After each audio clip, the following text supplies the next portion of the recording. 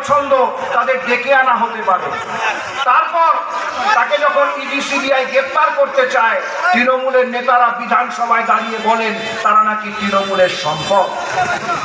তারপরে দুর্নীতির বিরুদ্ধে যে আমাদের অভিযান আরো জোরদার করব, আরো জোরদার করব, আরো জোরদার করব।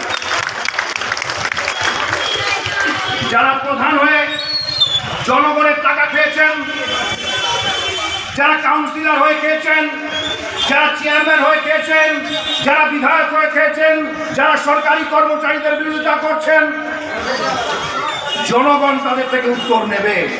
কিন্তু আমরা একটা কথা বলতে চাই, আমরা কখনোই কারো বিরুদ্ধে কোনো ব্যবস্থা নেব না।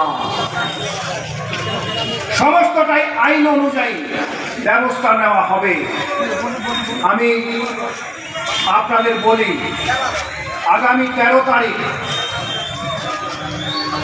কেন্দ্রীয় নির্বাচন কমিশন যখন দায়িত্ব নেয়, পঞ্চায়েত নির্বাচনে এবং বিধানসভা নির্বাচনের পর আমাদের ওপর যে অত্যাচার যারা চালিয়েছিলেন, যারা অত্যাচার করেছিল, যারা ঘর পুড়িয়ে দিয়েছিলেন, যারা বিনা কারণে মামলা দিয়েছিলেন, তাদের সবার না হলেও অধিকাংশ সমাজ বিরোধীদের নাম আমাদের কাছে আছে। ক্ষমতা থাকলে 13 তারিখ আসুন, সরাসরি লড়াই হবে। একদিকে তৃণমূলের সমাজ বিরোধী, আর একদিকে ভারতীয় জনতা পার্টির সমাজের বন্ধু যারা, তাদের মধ্যে লড়াই হবে। এবং ব্যালটটাকে আমরা বুলেটের মতো করে ব্যবহার করব। আমি আবারও বলছি, 13 তারিখ যে সমাজ বিরোধীরা পঞ্চায়েত নির্বাচনে লুটেছিলেন, যারা বিধানসভায় নির্বাচনের পর অন্যায় অত্যাচার করেছিলেন, তাদের সাথে লড়াই হবে 13 তারিখ। দেখা হবে মাঠে, ময়দানে, দেখা হবে ওই ঘরের মধ্যে, দেখা হবে। ক্ষমতা থাকলে আপনাদের কত বোমা গুলি কত কিছু আছে বের করে নিয়ে আসুন। আমি আপনাদের বলছি মাইকের মাধ্যমে, অবশ হয়ে বসে আছেন তৃণমূলের সমাজ বিরোধীরা, তাদের ক্ষমতা নেই লড়বার। এখন বিজেপি রাস্তা দখল করবে, সমাজ বিরোধীদের জন্য রাস্তা নয়, সমাজের বন্ধুদের জন্য রাস্তা। একজনকে কেউ হুমকি দেবে, সঙ্গে সঙ্গে আমাদের কনভেনার কো-কনভেনার আছে, তাদের কাছে নাম্বার আছে, জানান, তাদের নামে আমাদের কাছে জানান। একটা বাঁকা কথা কেউ বললেও জানান।